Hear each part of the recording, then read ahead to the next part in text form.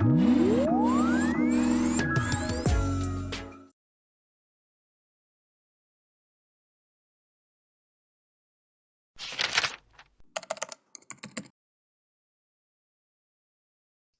징계가 무엇인지 징계 정의가 무엇인지 한번 내용을 확인을 해볼 텐데요.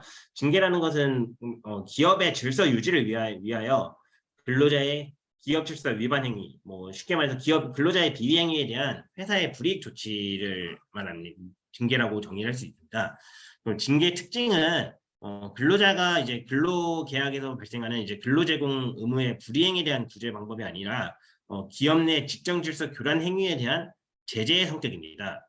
그래서 징계는 이제 사용자가 일방적으로 이루어지는 좀 성격을 가지고 있고, 다만 이제 징계는 근로기준법에서 이제 근로자 보호 취지에 따라 근로자에게는 어느 정도의 방어권이 부여돼서 사용자가 일방적으로 이루어지는 징계권을 좀 제한하는, 근로자를 보호하는 기능이 있습니다. 그래서 근로자 보호의 관점에서도 징계는 좀 정당하게 행사가 돼야 된다라는 내용이 그 징계의 특징이라고 볼 수 있을 것 같습니다.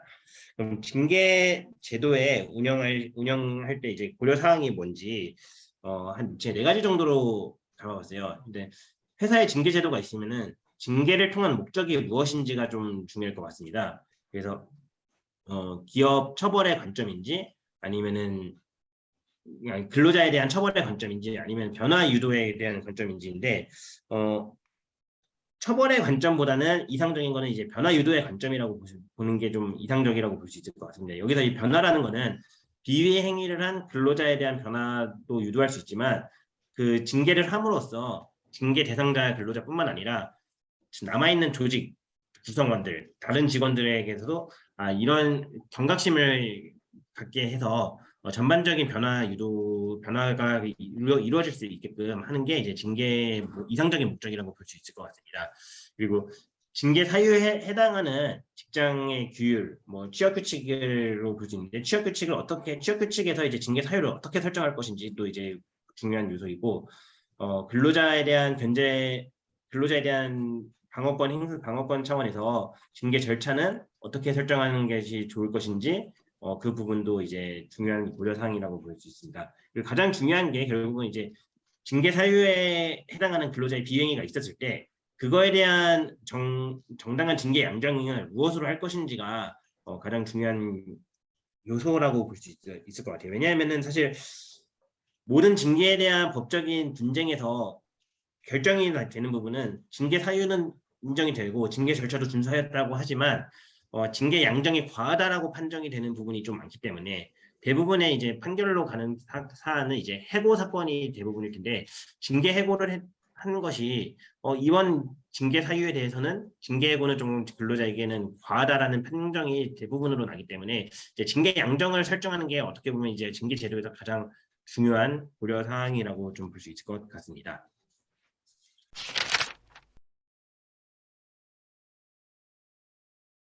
징계 사유에 대해서 이제 일반적인 내용으로 징계 사유의 정당성이 무엇인지 한번 확인해 봤습니다. 판례에서는 이제 취업 규칙에서는 이제 징계 사유와 그에 대한 징계 종류를 규정하고 있으면은, 그 규정 자체가 권리 남용에 해당되는 등의 특별한 사정이 없으면은 그 규칙에서 정한 바에 따라야 한다고 보여야 한다고 판시하고 있습니다. 그래서 판례에서 말하는 거는 이제 징계 사유가 규정되어 있고, 그 규정된 징계 사유가 사회 통념상으로 봐도 징계를 사유로 하는 것이 문제가 되지 않는다라고 하면은 그 규정에 따라서 징계를 할 수 있다라고 보시면 되는데, 그럼 이제 회사에서는 이제 고려를 해야 되는 부분이, 일단은 징계 사유에 대한 근거가 규정에 마련되어 있는지 한번 확인을 해봐야 되고, 이제 근거된 징계 사유가 사회 통념상 합리적인지 좀 봐야 될 것입니다. 제가 예로 든 부분이, 만약에 코로나 확진을 징계 사유로 규정했을 때 그 징계 사유가 정당할까라고 보면은, 지금 코로나 초기에는 코로나를 좀 많이 경계를 하고 있지만, 지금은 이제 확진자가 계속 나오고 재확진자도 나오고 있는 상황이기 때문에 이 확진 자체로 징계를 받는 것은 조금 사회통념상 합리적이라고는 보기는 어려울 것 같아요. 다만 이제 코로나가 확진이 되었는데 그 확진이 과거에 이제 영업 제한이라든지 그런 거리두기 수칙이 있었는데 그 수칙을 위반을 해서 코로나 확진이 되었다라고 하면은 그거는 이제 지켜야 되는 근거를 지키지 못한 것과 그로 인해서 결과까지 발생을 했기 때문에 징계 사유로 삼는 것은 합리적이라고 볼 수 있을 것 같아요. 다만 이제 그런 거 없이 단순히 코로나 확진 그 자체를 징계 사유로 한다면은 그거는 이제 사회적으로 합리적이지 않은 징계 사유라고 볼 수 있을 것 같고, 징계 사유가 제한되어 있는지에 대해서 뭐 예를 들어서 취업 규칙이나 단체 협약 등의 열거된 사유 외에는 해고할 수 없다 또는 징계할 수 없다로 규정되어 있는 경우에는 열거된 사유 외의 사유로는 징계를 할 수 없다라고 보시면 될 것 같아요. 그래서 징계 규정을 설계할 때도 제한적으로 설정하기보다는 좀 포괄적으로 그 외에 마지막으로 이제 그 외 기타 상기 언급한 사항과 비슷한 비위행위가 발생한 경우 이런 식으로도 표기가 되어 있잖아요. 그런 내용들이 징계 사유를 제한하지 않으려는 규정이나 조항이라고 보시면 될 것 같습니다.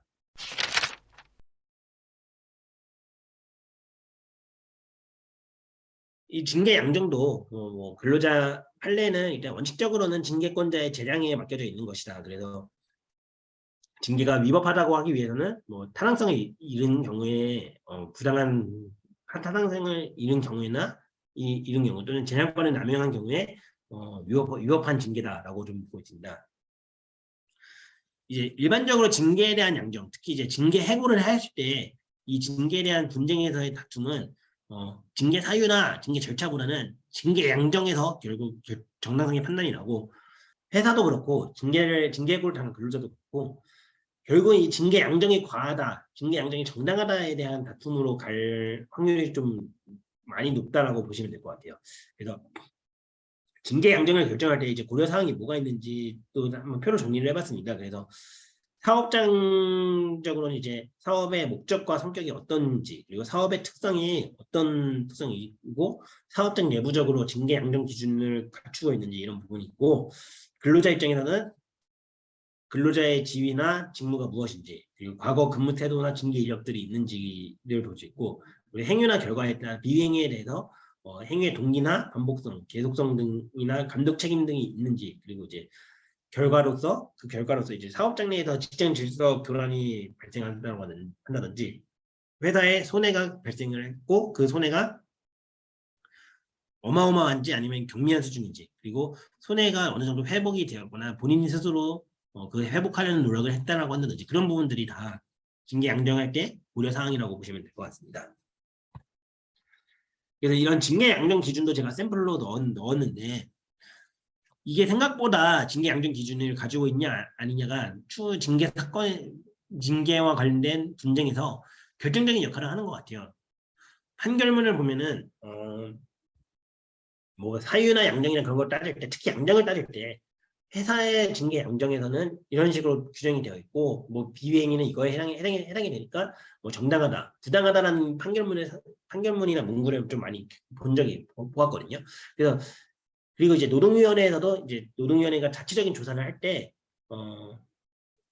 징계 양정 기준이 있는지도 회사업장이 요구를 합니다. 그래서 이 기준이 있으면 이 기준으로 같이 달라고 해서 회사의 징계를 판단할 때 해고하거나 정직할 수 있는 그런 기준이 있다라고 하면은 그렇게 그 기준에 좀 약간 무게감이 좀 있다라고 보시면 될 것 같아요. 그래서 이런 기준을, 그렇다고 해서 이 기준이 좀 절대적이라고 해서 이 기준을 좀 이제 근로자를 배척하는 쪽으로 모든 행위에 대해서 다 해고 이런 식으로 하는 것은 좀 지양돼야 되겠지만, 이런 기준을 좀 합리적으로 마련해서 이 기준을 토대로 징계를 집행한다면은 추후 징계와 관련해서 정당성이 확보되고 징계 양정을 선정할 때도 좀 용이할 것이라고 보여집니다.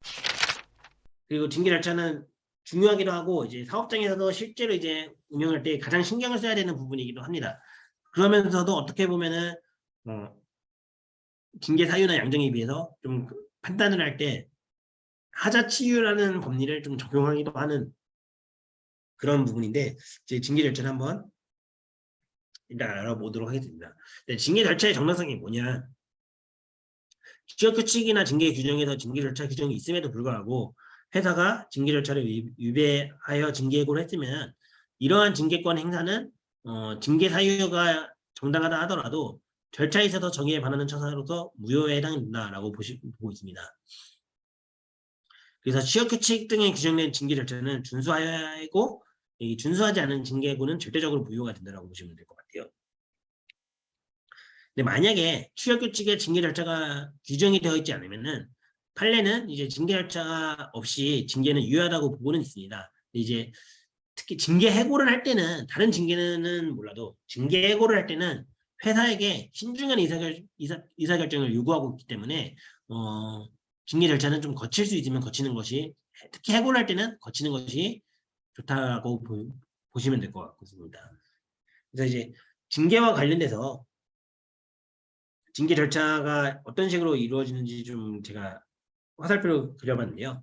뭐 징계 사유가 발생을 했으면은 일단 사실관계를 조사를 해야 되고 그리고 조사 결과에 따라서 징계 의결을 요구를 하고 징계 의결이 요구된 시점부터 이제 징계 절차가 시행이 돼서 징계위원회를 개최하고 징계위원회에서 이제 징계 심의 및 징계를 의결을 하고 이 당사자에게 징계 결과를 통보하고 재심 절차가 있으면 재심 기회를 부여하고 재심까지 끝났을 때 이제 징계가 최종적으로 확정된다고 보시면 될 것 같아요. 근데 여기서 이제 사안에 따라서 이제 사실관계 조사랑 징계 의결 요구는 조금 바뀔 수도 있다라고 보시면 될 것 같고 이 징계 절차라는 부분은 이 징계위원회 개최부터 통보 이후 재심 절차까지가 이제 하나의 징계 절차라고 보시면 될 것 같습니다.